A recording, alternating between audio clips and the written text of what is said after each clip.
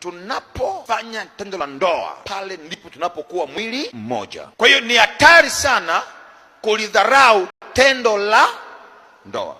Tendo la ndoa linakufanya uitwe mke wa, mume wa. Kukutana kule kwenye sex, majimaji yake yanaingia kwako na ya kwake yanaingia kwake, pale ndipo mnapoitwa mwili mmoja. Tendo la ndoa linahitaji akili ya ziada, ubunifu wa ziada. Leo watu katika miili yao ile, katika hali ya kuwa mwili mmoja, hawana ubunifu katika tendo la ndoa. Ni kila miaka inakatika, ni kifo cha mende tu, ni kifo cha mende tu, cha mende tu. Yani kesho leo kifo cha mende. Usijifanye wa kiroho kuliko mimi. Nisikilize hapa, nimekwambia ukicheka cheka, usijikaushe, unaweza ukapasuka tumboni. Badilisha sasa, kwa sababu tendo la ndoa linahitaji ubunifu usiokuwa wa kawaida. Lakini ubunifu huu lazima uchangiwe na usafi. Kama usafi sio mzuri kwa mwanamke au mwanaume, aliwezi kuwa na ubunifu. Kuna wengine ni mabingwa wa kufuga misitu, lakini misitu ambayo mnaifuga mchana mnakimbia kimbia huko na kule, majasho mengi, alafu unaingia unasema njoo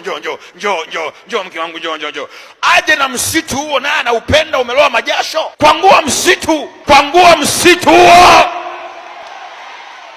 Na wakiingia nyoka huko, ukikimbia usishangae. Mambo mengi yamekuwa yakiathiri maisha yetu bila kujua. Aidha tumekuwa wa kiroho sana, au tumejifanya kama tuna hekima sana. Kwa nini umeoa? Ukiingia kwenye ndoa mambo hayahitajiki. Ukiona mwenzako anakwambia kwa kweli, baba ananilinda, unafikiri kama mchezo. Kuna wakati wa kuwa hapa, kuna wakati wa kuwa nje. Bahati mbaya mimi napenda kusema ukweli. Sisi kina baba, kwa neema ya Mungu ametupa koni, ziko ndani ya zipu zetu. Balcony. Hii balcony ambayo inauzwa barabarani, wanakuelekeza tu mama, ile ni ya kwako, ni ya kwako. Mnapofika amujaenda kwenye tendo lile na kuharakia rakaraka, changamkia balcony.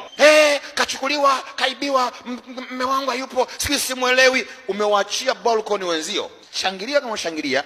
Ukiangalia pembeni, angalia pembeni, lakini nakupiga sindano. Wao unafikiri vitu hivi wamepewa mashetani? Sio mashetani, hivi ni ya watoto wa Mungu. Maandiko yanasema Adamu na Hawa mkewe wote walikuwa uchi na wakuoneana haya.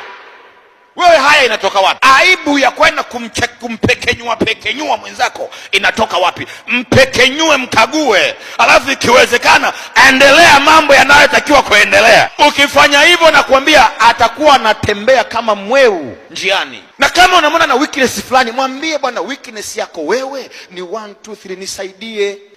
Unajua mme wangu hana nguvu za kiume, simuelewelewi.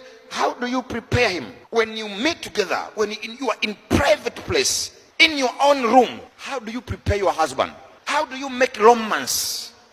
How do you make romance with him? Mimi nishachoka tu bwana, endelea tu. Sasa unamkalia nani hivyo? We maliza tu, maliza mimi nataka ngapumzike. Kwani wewe umekuja kupumzika hapa?